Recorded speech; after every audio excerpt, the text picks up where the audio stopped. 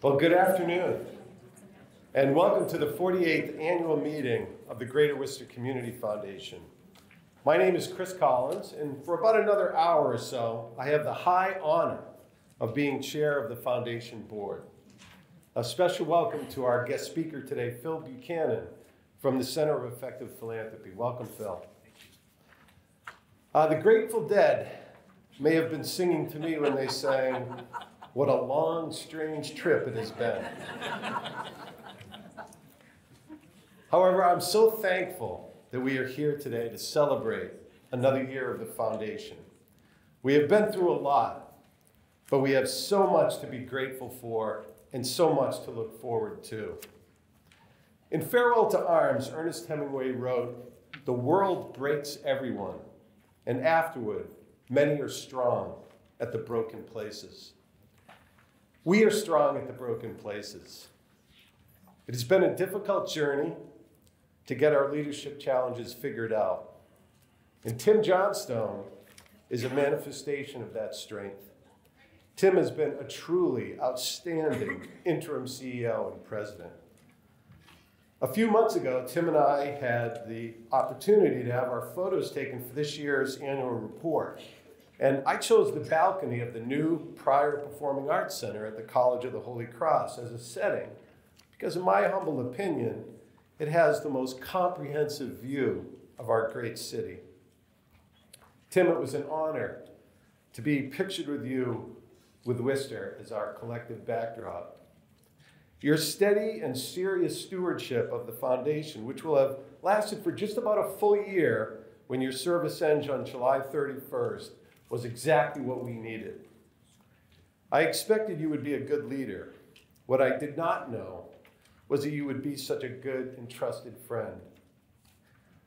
I do not know what's next for you, but you have the enduring thanks of this whole community for your outstanding service. Let's give Tim a round of applause.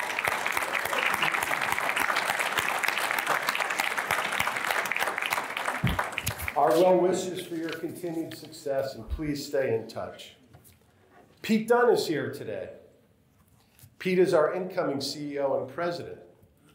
Welcome to Worcester, Pete. Where are you sitting? There you are. I'll have you stand up in just a second. Pete's wife, Bridget, is here with him today, too, all the way from Syracuse to both of them. A warm welcome to Worcester to both of you. Pete, stand up and everyone can see you. Yeah. It's been a true pleasure to get to know you and to hear about your remarkable career journey, and most importantly, your visions for how a community foundation can grow and thrive. Your credentials speak for themselves. We know you're eager to get going, and I'm grateful that you and Tim have been working together to learn about our foundation to smooth the way for some early successes. I hope all of you in attendance today will stay afterwards so you can say hello to Pete and Bridget and welcome them to Worcester. Now, we're still trying to figure out what to call Pete because of Worcester's unique two Peter Dunn dilemma. Perhaps Foundation Pete, or Jim Wallou told me try Peter the Elder. So one of the two, but we'll figure it out.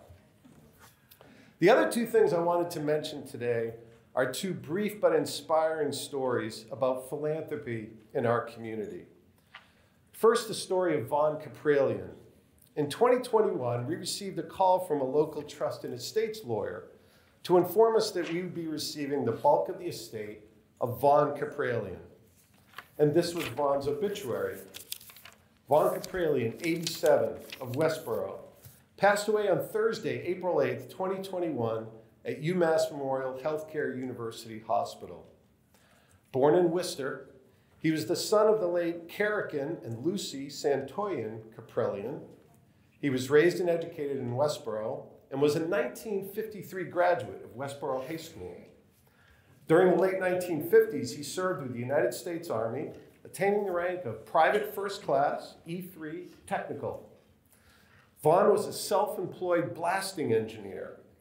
He enjoyed playing various musical instruments, beekeeping, and was a talented painter, among many other varied interests. He is survived by three nieces, Susan Lindsay of Brooks, Maine, Leah Fattini and her husband Walter of Centerville, and Allison Lindsay of Westboro, 1 grandniece and 3 grandnephews. He also had many good friends who have been very helpful to him over the past several years, especially John Walden and most notably Paul Masson. That's it. That's Vaughn's obituary. A blasting engineer.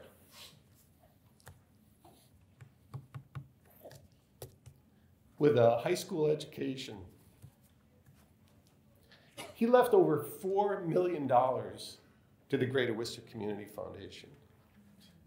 He left his bequest without any restrictions, and I find this to be the rarest of philanthropic gifts. He gave his estate to all of us, to our community. He asked for this foundation to be good stewards of that money. There were no grand dinners to thank him, no naming celebrations, nothing. I never got a chance to meet him. I have no idea who he was. I've never heard of him. Vaughn is with us in spirit today.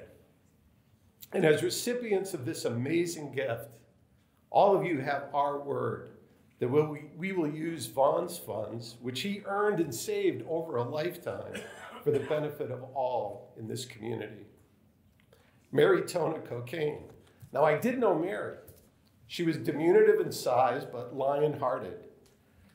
Her father was one of the founders of Table Talk Pies, and later in life, Mary became one of the company's leaders. She was multi-talented, and she had a very large family, of which she served as its caretaker. Mary was grateful for her own family's Greek immigrant story, and like Vaughn, Mary planned upon her passing to leave a very large gift to our foundation. Once again, over $4 million. And this is what she wrote in establishing 3 funds at our foundation. With love and gratitude for the city that welcomed and provided opportunity for her family, the mission of the Mary Tona Cocaine and Family Charitable Funds is to financially support nonprofit organizations and institutions that help current and future residents of Worcester County achieve the American dream. With a focus on providing individuals with the tools and support needed to succeed, this fund provides financial support to innovative and impactful programs that educate young people, provide support for immigrants and refugees, and promote economic security for families. God rest their souls, and the blessing to us of this amazing generosity. These 2 incredibly humble people invested in all of us and in those who are yet to even be part of this community. So I say to our new board members who are about to be elected today, this is the awesome stewardship, and Pete too, this is the awesome stewardship responsibility you are undertaking. It is both challenging and noble work. Congratulations and best of luck in all of your endeavors. And to the winner of this year's Renaissance Award winner, and I won't disclose the person's name, your energetic care for the forgotten is an inspiration to everyone in this community. Your recognition is so well deserved. And thank you to the board and staff of the foundation. Thanks to you and your perseverance, the Greater Worcester Community Foundation is strong in the broken places. So thank you very much. Those are my remarks. And now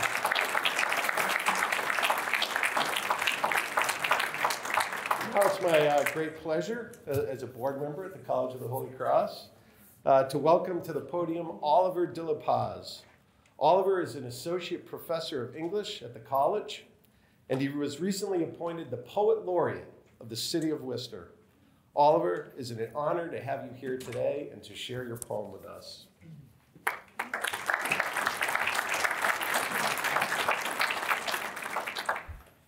Thank you. What an incredibly good-looking crowd. This is a poem about generosity, which I think embodies the space that we have today. Crossing Kelly Square in March.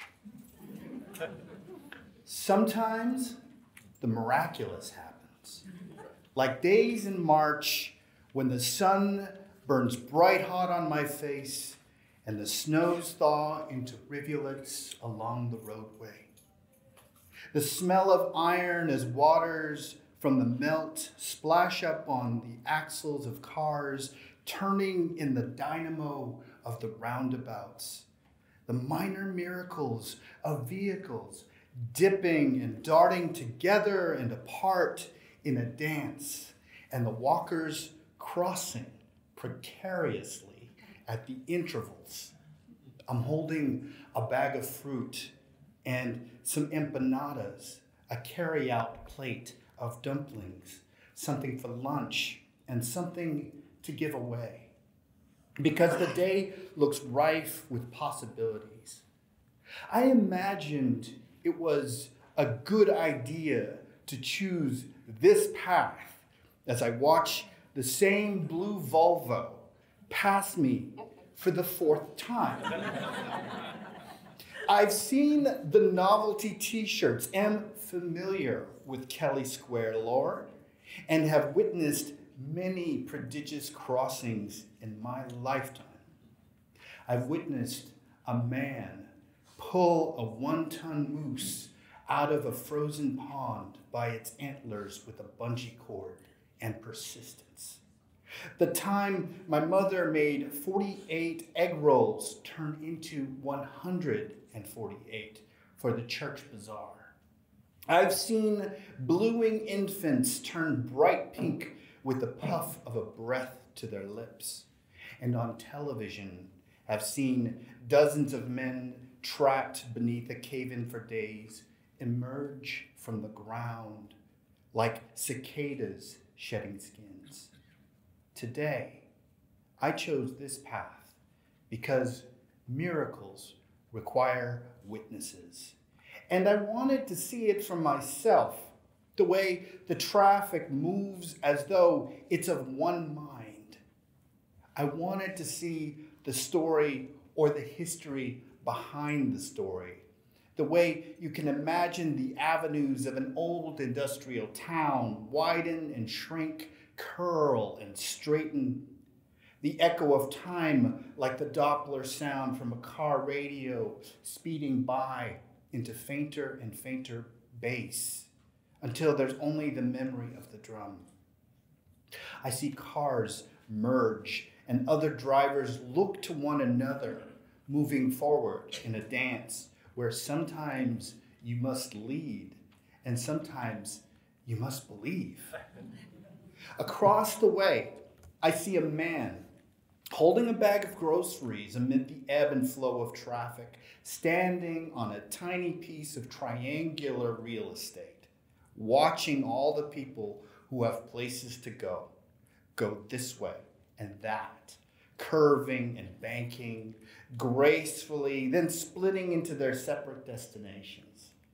I see his patient face as he makes eye contact with me and reads my intention. He beckons me to come over from across the way, and I trust this man, this stranger who has somehow managed to perform a small miracle, not quite like finding a sudden magic that gives you the strength to pull a moose from the ice, not quite like the providential ability to heal, or the skill to read the geological signs etched in the clay of a collapsed cave. But there is a kind of knowing that occurs when small changes happen in a place. Minor miracles that pass before our faces. The cars in their loops heading to Green or Madison, towards Millbury or Vernon. A minor magic. To read the wild and dynamic rush and hum of the trucks and the rattle of their pallets stacked with rebar for the next thing. And the next, the snow once piled high on the sidewalks, now split open with the bright walkways. The man on the island among the roundabouts, shaped like an infinity in the way station between Interstate and Interlude, holds a hand up, tells me to wait a beat, then signals me to join him as the blue Volvo finally merges, joining the traffic, headed elsewhere. And as I stand beside him, waiting to bring my still warm food home, he smiles at me, knowing that I do not do this often, but I'm eager to learn. I offer him an empanada, and he waves me off, raising his own bag of empanadas. And we are, at this moment, brothers, miraculously together in a brief instant, at this juncture, with the thousands of other possibilities and chance meetings that never connect, but proceed, slightly yielding to other bodies at the intersection of now and ever after, with repasts to share in communion with those we love. As we head onward, small miracles, those moments that break the cycle of cold and manage to bring us safely together and home. Thank you.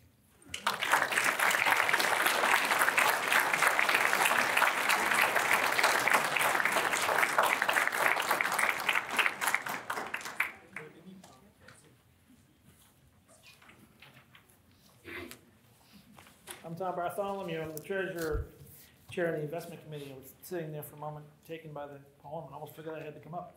It was wonderful. Thank you.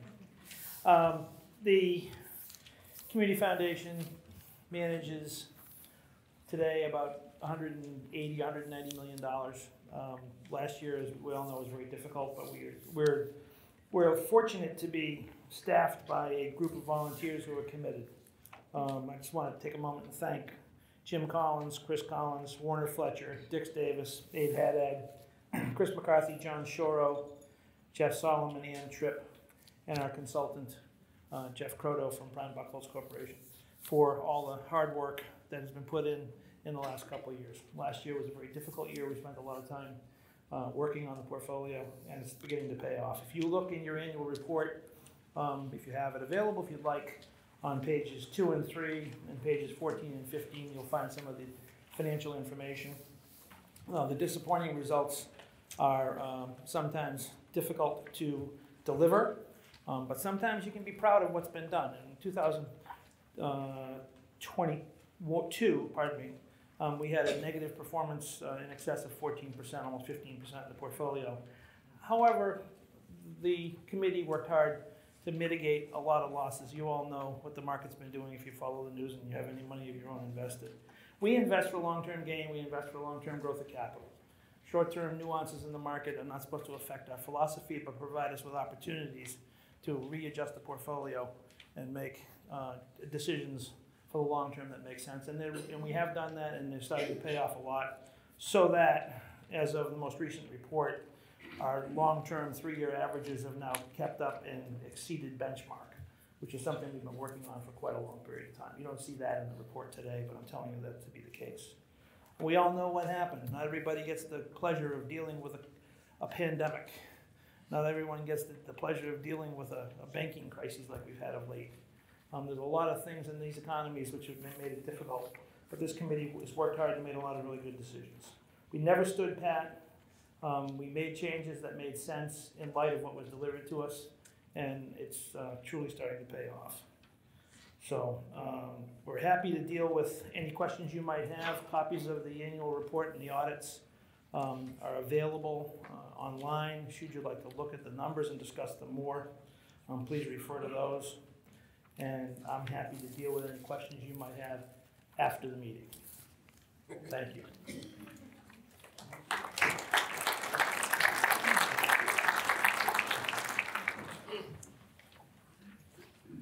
Thank you, Tom. Good afternoon, everyone. I'm Linda Luft. I'm chair of the Nominations and Governance Committee.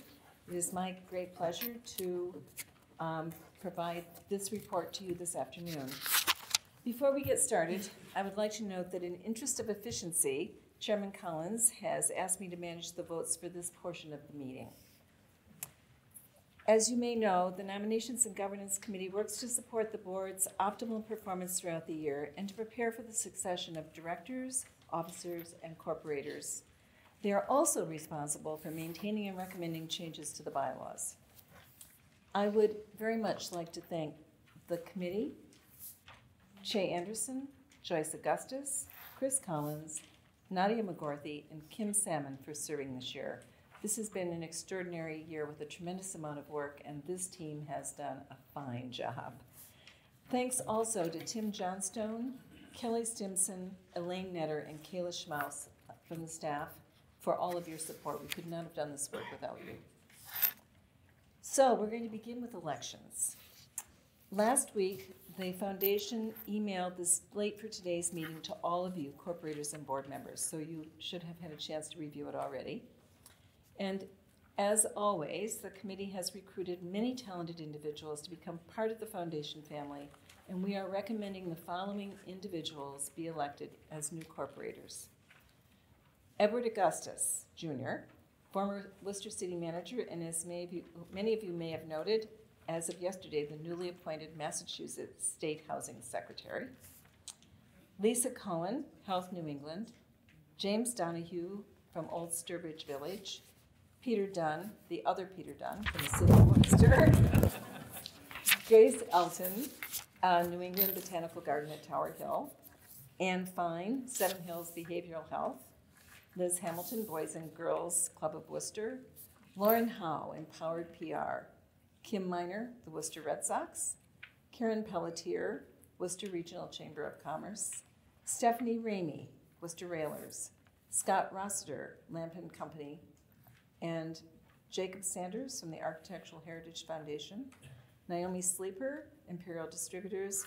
And Elizabeth Wambui from Fontaine Brothers. In addition, we are pleased that many corporators whose terms were up for renewal this year have agreed to another term. To save time, because there are many, many names, instead of reading those names, I'm asking that you refer to the list of those individuals which can be found in the program.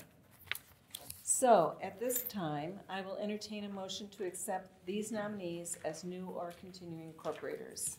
So moved. And a second already. Under discussion.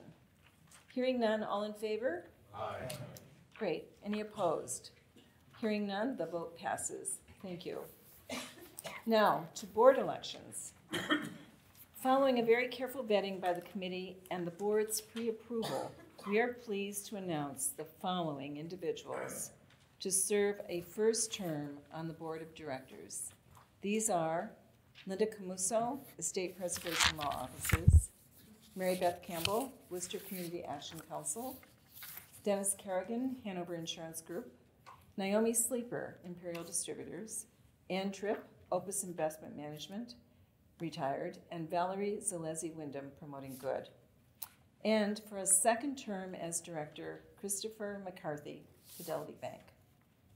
At this time, I will entertain a motion to accept these nominees as new or continuing members of the Board of Directors. So moved. And a second, thank you. Under discussion. Hearing none, all in favor? Aye. Opposed? And the motion passes, thank you. Now to bylaw changes. The Governance and Nominating Committee has worked tirelessly this year to update the Foundation's bylaws, and especially to improve the clarity and transparency of the wording and to correct some contradictory language. That might be, in some place there will be a reference to a vice something and it doesn't show up under duties and responsibilities. So we cleaned up all of that. In addition, basically, and all of the contradictions that we could find. A red line version of the proposed bylaw changes was sent out last week to all corporators and board members. And a copy can be found at the end of your program. It's a fair amount of red ink. I should tell you that these changes have been reviewed and their acceptance has been voted by the board. I will now entertain a motion to accept the changes to the bylaws as presented. So moved. And a second, thank you. Under discussion. Hearing none, all in favor? Aye. Aye. And opposed? No opposition. Thank you. And the vote passes. Thank you very much.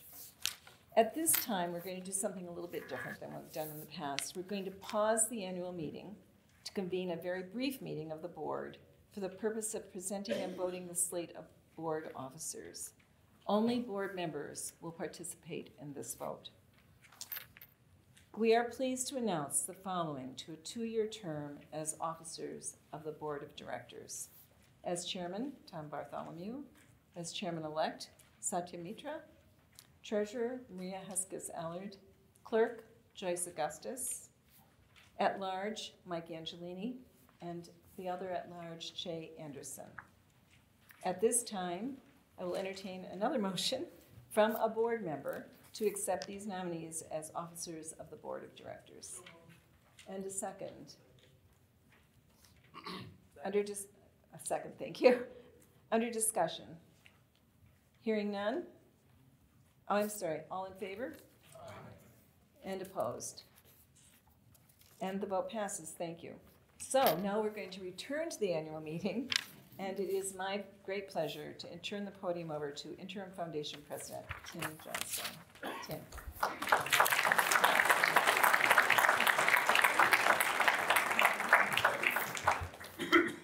Good afternoon, everyone. It's great to be here. This is quite a momentous occasion for lots of reasons. This is the first time we've been in person since 2019, so it's great to have friendly faces, familiar faces back in the audience. So thank you all for coming today to celebrate another great year at the foundation. This has been a very interesting year, as Chris mentioned, and lots of things happened. One of the things that my experience as interim CEO has been blessed by is getting to know all the incredible talent and wonderful people that populate our board of directors. I can't tell you how lucky the foundation is to have the leadership, to have the wisdom, to have the very diverse lenses and inputs into decisions that are made by the board. So it's my pleasure, first of all, to recognize and thank the board members who will be leaving us after today. And so there are 4 of them. So are you able to help me? All right. So first, Jack Foley. Want to come up?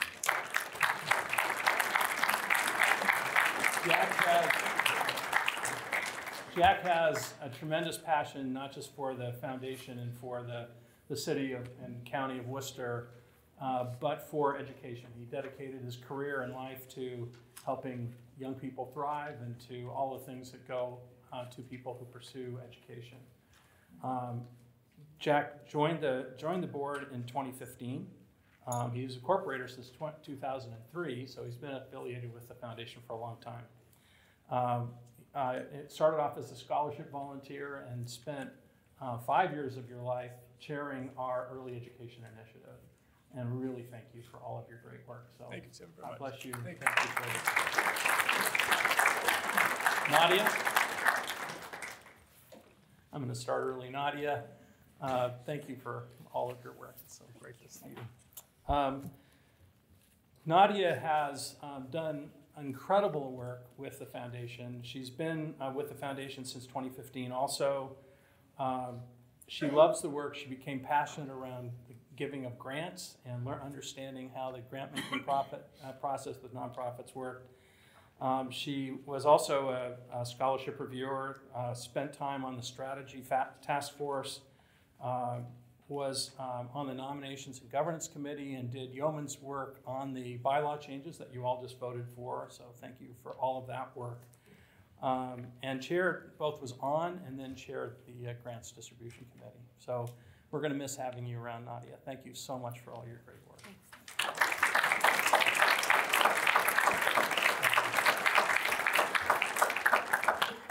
Linda Luft. You just witnessed all that Linda Luft has provided to the foundation in microcosm. Linda has been on the board actually since 2012. So she has been on the board for 13 years. I think it's 11 years. 11 years. Probably seems like longer for you. Linda has done everything with us from a board standpoint. She was on the grants committee, reviewed scholarships. She chaired the nomination and governance committee for a great period of that time from 2016 on. So lots of action there. She was been on the executive committee for the last 7 years, and she was on 4, we decided, search committees chaired 3 of them, including hiring just an excellent interim CEO. See how I did that? Yeah. So anyway, so Linda, thank you so very much. We're going to miss you so much on the board.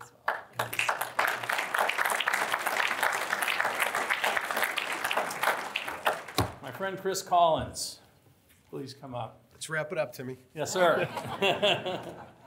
I have this huge list of things that Chris has done for the board. No one, as Chris mentioned, we've become good friends as a result of this work.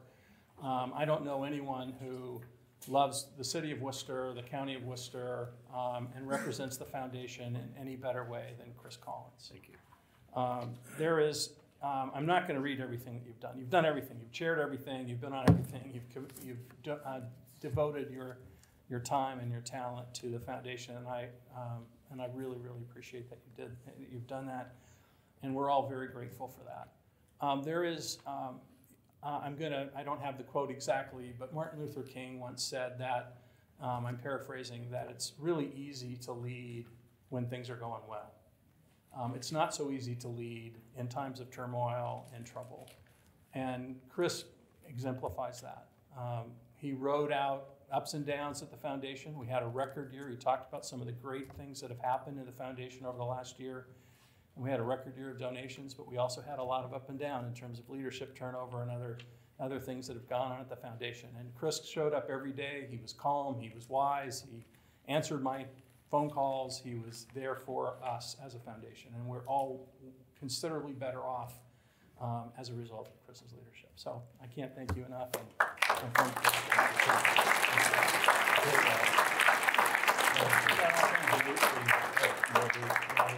so don't go away yet. Free Tesla. Yeah. Yeah, pull it from the bottom. Right. Yeah. Wow.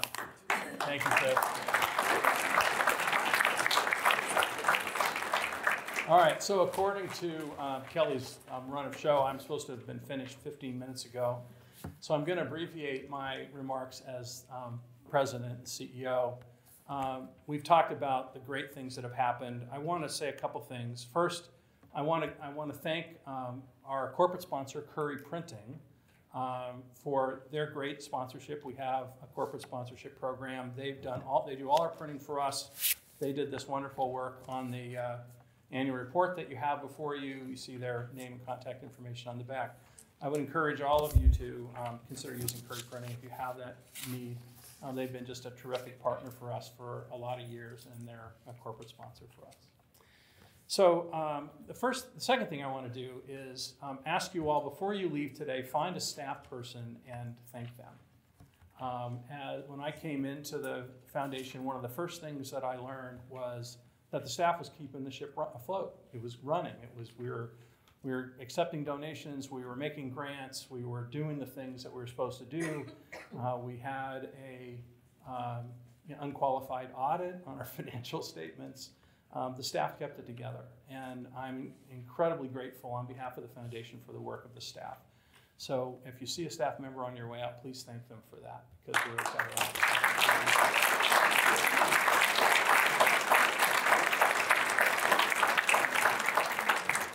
So my job as interim is to make sure that there is a smooth landing for Pete Dunn.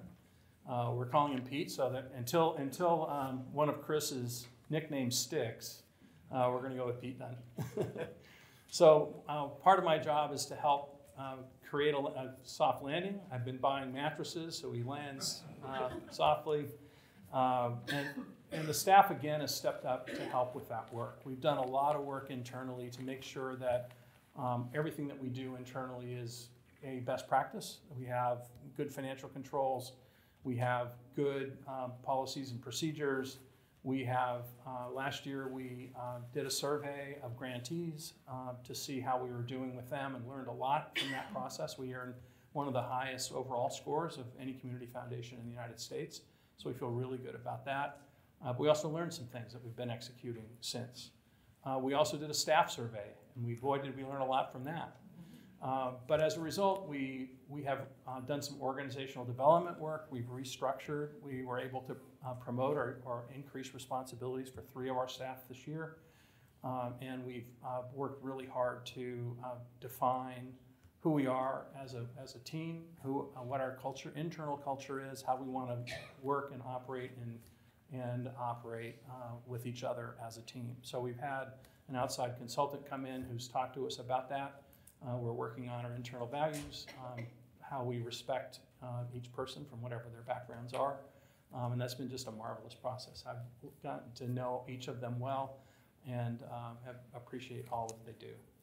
So I'm gonna stop there and move us along in our agenda. But I want to just finish up by thanking everyone, the board, all of you as corporators, donors. I know many of you wear multiple hats in that regard.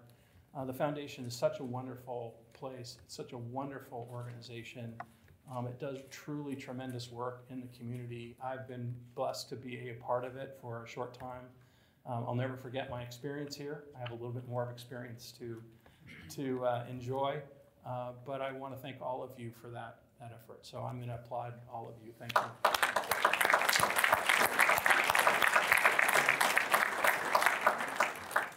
So now it's my pleasure to introduce our guest speaker. Phil Buchanan is after getting an MBA from Harvard, he does what every Harvard MBA does, is he forms an organization to support nonprofits. So Phil was one of the the founder of the Center for Effective Philanthropy. He's been, is and has been its CEO. The mission of the Center for Effective Philanthropy is to, I'm going to actually read it, provide data, feedback, programs, and insights to help individual and institutional donors improve their effectiveness. They do this work because they believe effective donors working collaboratively and thoughtfully can profoundly contribute to creating a better and a more just world. And that is a true resonance with the Community Foundation of Greater Worcester.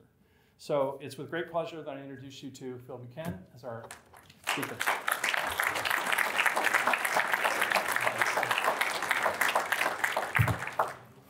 Hi, everyone. And thank you, Tim. When I was 24, I was the assistant to the interim president of a college. And I learned that being interim president of something is a thankless job. It's really hard. So I just want to echo the thanks of the community for someone to come in and do what you did and then move on. I think that takes a special person. So thank you, Tim, and it's been nice to get to know you a little bit. Also, so cool that Peter is here, who I know sort of via email and maybe passing in the halls at various conferences, and you've recruited somebody who's just going to be a really great leader for this community. So I'm going to start with some things I've heard people say about nonprofits over the years. Brace yourself. Maybe you've heard these things too. Nonprofit staff are overpaid. Yeah, no.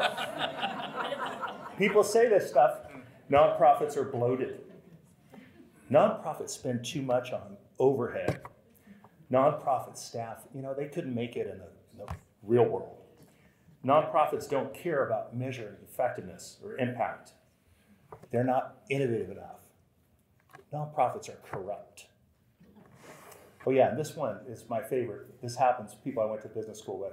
Hey Phil, it's been a long time since we talked, but I've worked in business for the past couple of decades, and then I get a lot of success stories. Now I'm looking to slow down, give back, and have some work-life balance, so I thought I'd explore nonprofit work. So, look, unfortunately, these sentiments are common, right? Maybe you've heard some of them, and maybe even seen them written in the business press, in the mainstream press, on business school campuses, in some foundations, in some parts of corporate America. Well, it is surely true that we could find specific instances in which some of these statements might be true about some specific nonprofit. As generalizations, every single thing I just said is false and destructive. even more so when we're emerging from a time of crisis and challenge for the country, a time when nonprofits stepped up in incredible ways all across the greater Worcester area, all across Massachusetts, and all across the country. So let me tell you a little bit about the nonprofits and the nonprofit leaders that I see. The amazing people I've spent time with and written about in my book, Giving Done Right. There's a few copies if you want to grab one. And a bit about how I see philanthropy, and especially foundations, changing for the better, and the unique role that community foundations play in this country, and the promise of effective philanthropy supporting nonprofits. So let me tell you about a guy named Greg Cruteau. He runs UTEC. Anybody know that organization? It's in Lowell, Lawrence, and Haverhill. And a group of teen leaders formed UTEC in 1999 with a $40,000 grant from the city.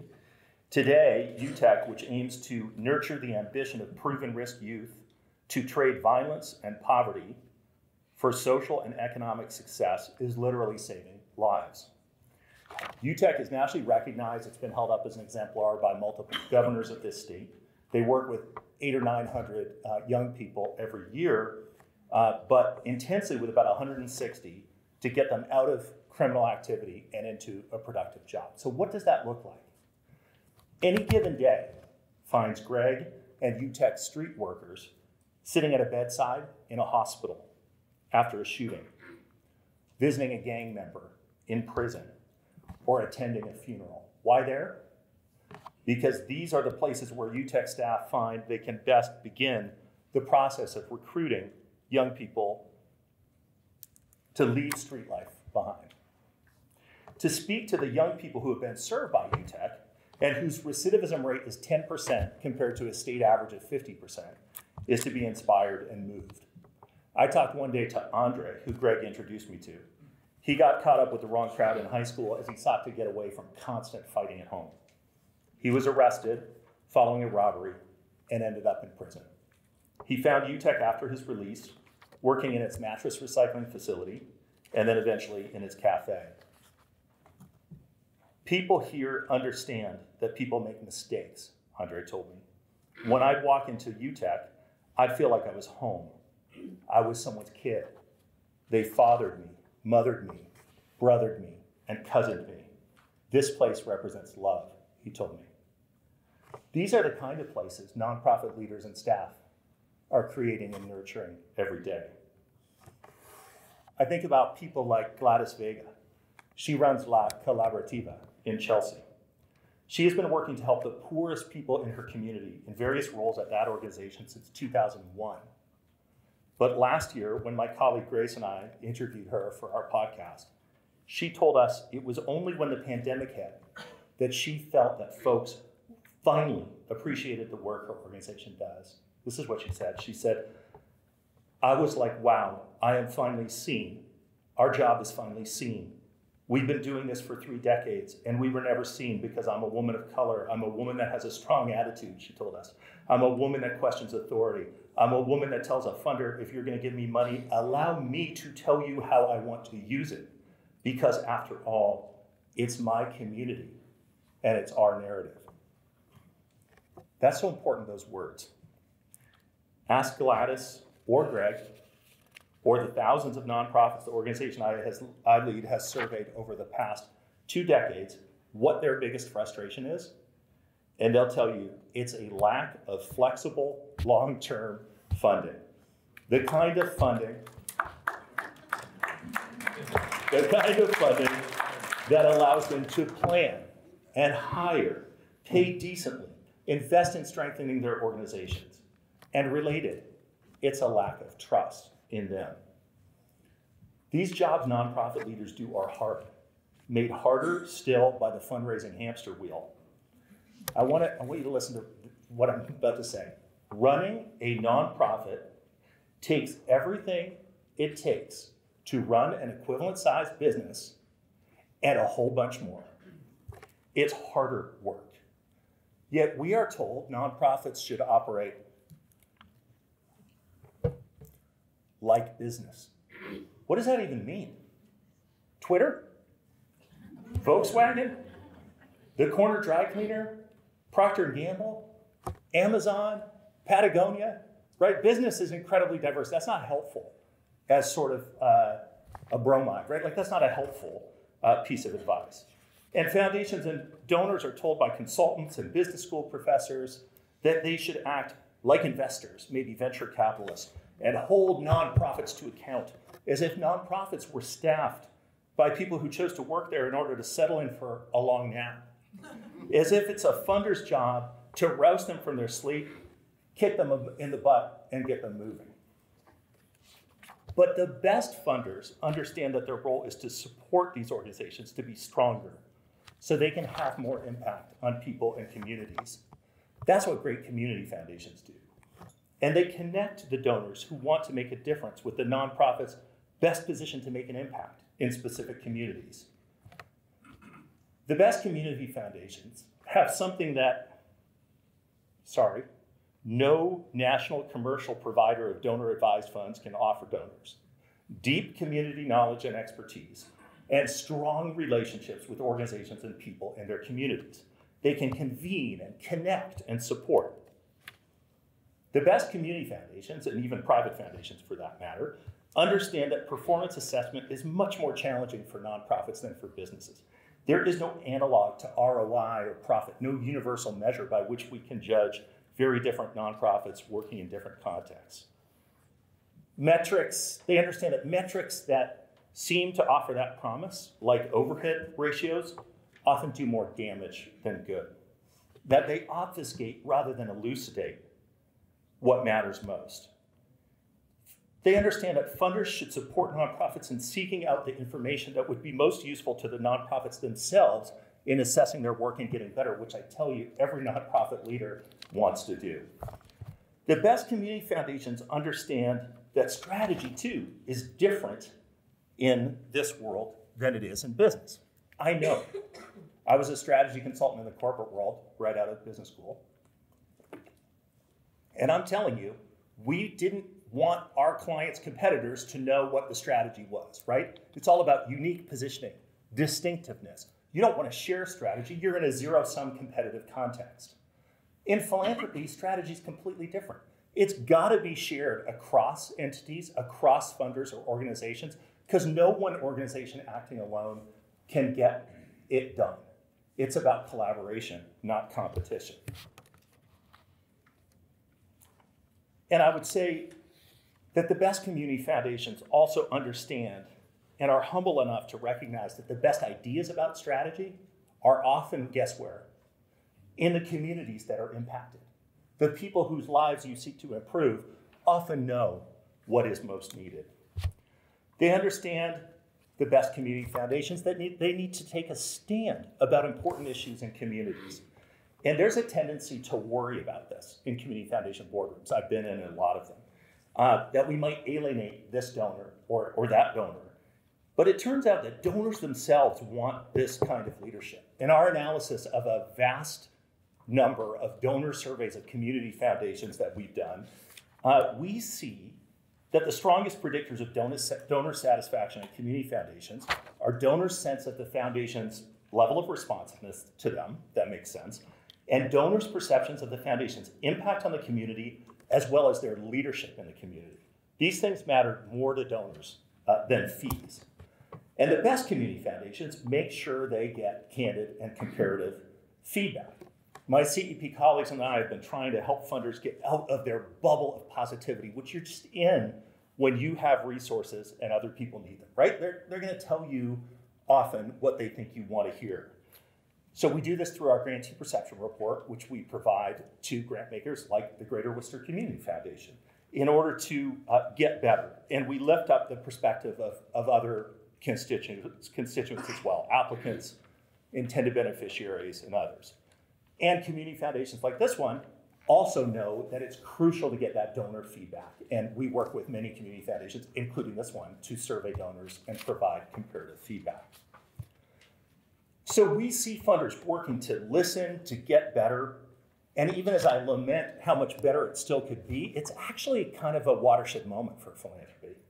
Because when 2020 hit, the pandemic, the reckoning on racial justice, folks re-examined their practices. And we saw real change in the way both individual and institutional donors approach nonprofits.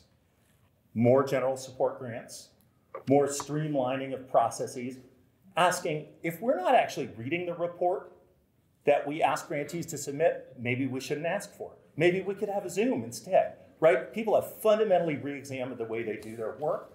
And what we see in our research is that most of the foundations that made changes intend to build on those changes, to sustain them.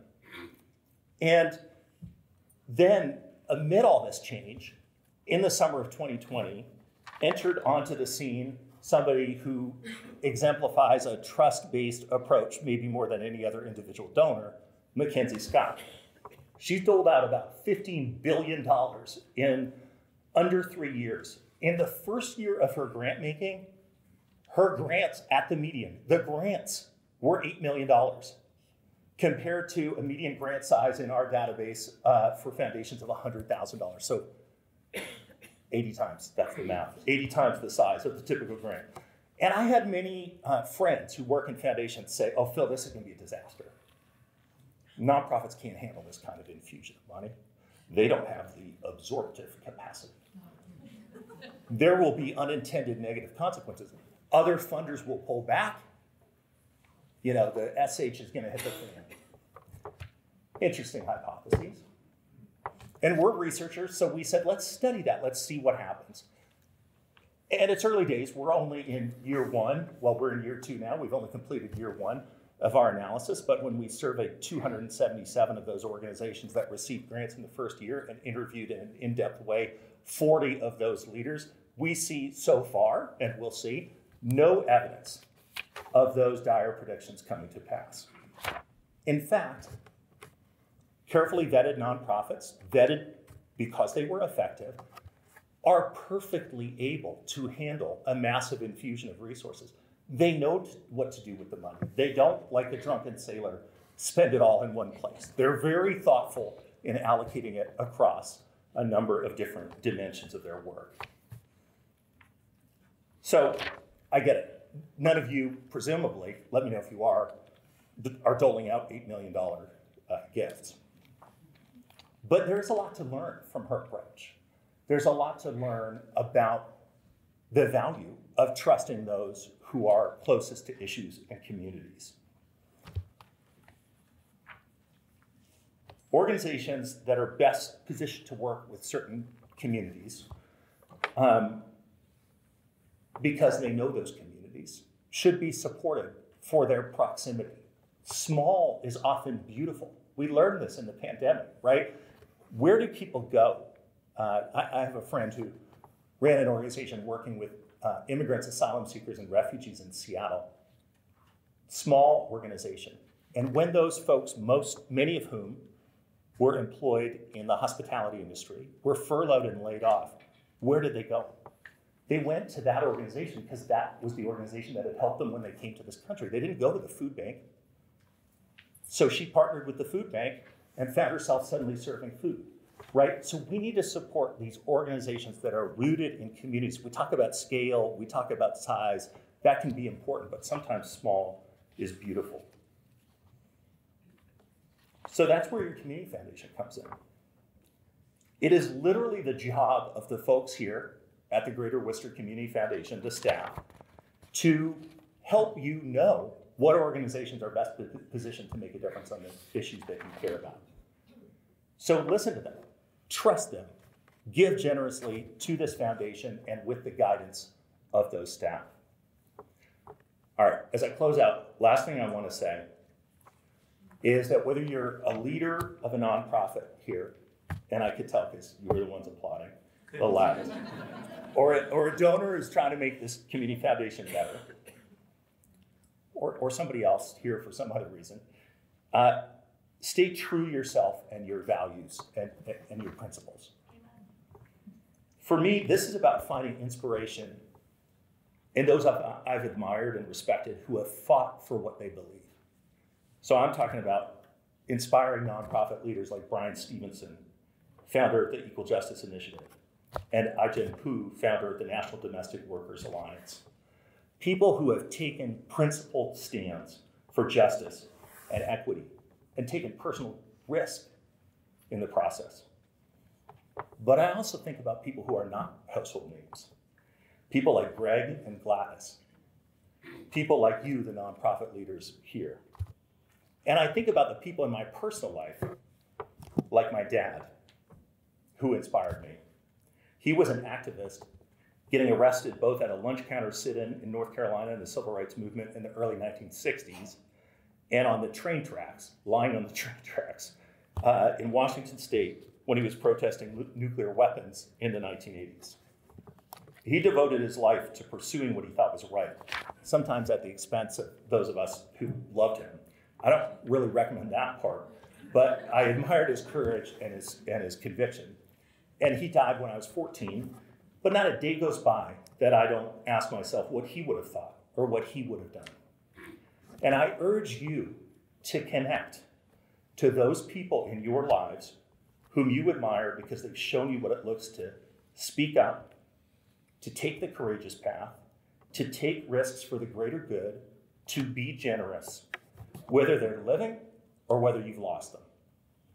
If the latter, there is no better way to pay tribute to them and honor their legacies than to act with integrity and courage and generosity and kindness every day. Support the nonprofit sector and the nonprofits that make it up. As John Gardner, founder of Independent Sector and Secretary of Health, Education, and Welfare under President Lyndon Johnson, put it many, many years ago, the nonprofit sector is one in which we are committed to alleviate misery and redress grievances, to give rein to the mind's curiosity and the soul's longing, to seek beauty and defend truth where we must, to honor the worthy and smite the rascals, with everyone free to define worthiness and rascality, to find cures and console the incurable, to deal with the ancient impulse to hate and fear the tribe in the next valley, to prepare for tomorrow's crisis and preserve yesterday's wisdom, and to pursue the questions others won't pursue because they are too busy or too lazy or too fearful or too jaded. Those are beautiful words, I think, and true. And more recently, Mackenzie Scott put it this way in a Medium blog post that she wrote. She said, and I quote, "I recently learned a saying used in disability communities, nothing about us without us. For me," she continued, "it's another beautiful and powerful reminder. I needn't ask those I care about what to say to them or what to do for them. I can share what I have with them to stand behind them as they speak and act for themselves." This country's nonprofit sector is an essential part of what is good in our society. From the art that brightens our lives and challenges us, to the vaccinations that prevent disease, to the human rights that have been secured, philanthropy and nonprofits are often behind our greatest gains. That business and government are really important too, but so is philanthropy and nonprofits. Take pride in that. Don't forget it. Support this community foundation that connects donors and nonprofits every day. Thank you.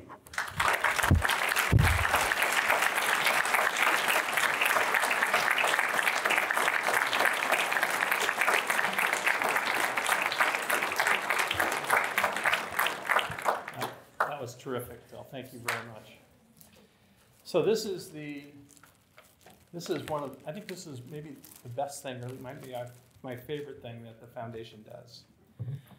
Since 2004, we have given the Renaissance Award to a member of the community that has given of him or herself in a way that, as Phil just said, is a beautiful way of giving back to the community.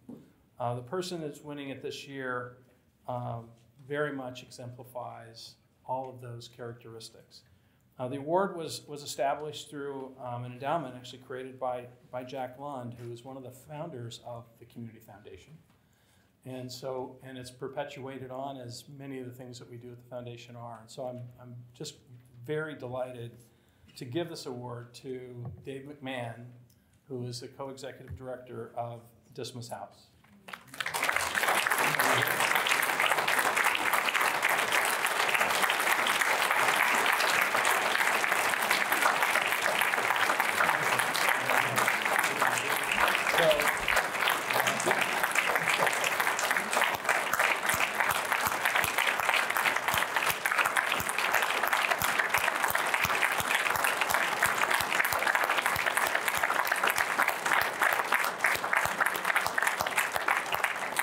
Dave didn't want to speak, so I'm going to speak for him.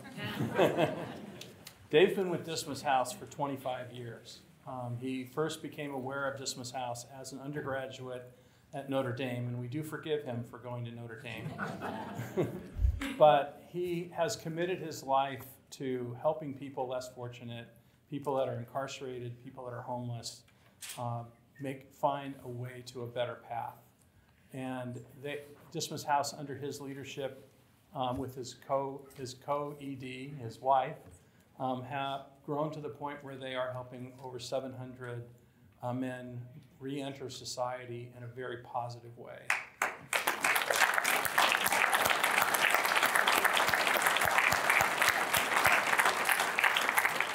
So Dave, with gratitude from the foundation, thank you for all the work that you do. So we're almost there. I'm going to turn it over to Tom Bartholomew, but there was one thing. I was asked to do two things, and I only managed to do one of them. And the second one was to explain to you why we're meeting here. So people have asked, why are you meeting in this room, in this space, in the basement of the building? And the reason is that part of the transition that we're going through and the growth process and positioning us to take advantage of opportunity in the future is we're relocating. And we're relocating to this building, and we're actually relocating to the space that's right across the hall that you walk by with the fishbowl glass against the building. It still needs to be renovated, but part of the reason that we chose this space is because of this meeting facility. One of the big responsibilities and pleasures of the foundation is to be a convener. I want you to expect to see more of us, to be invited to more events, to convene, to talk about ideas, to hear what the community has to say. They'll call us out on that too. Thank you for that. It's your ideas that really can matter and direct the foundation to be as effective as we possibly can. So that's why we're here. So thank you very much. Tom, I'm going to turn it over to you, our new chairman of the board of directors, Tom Bartholomew.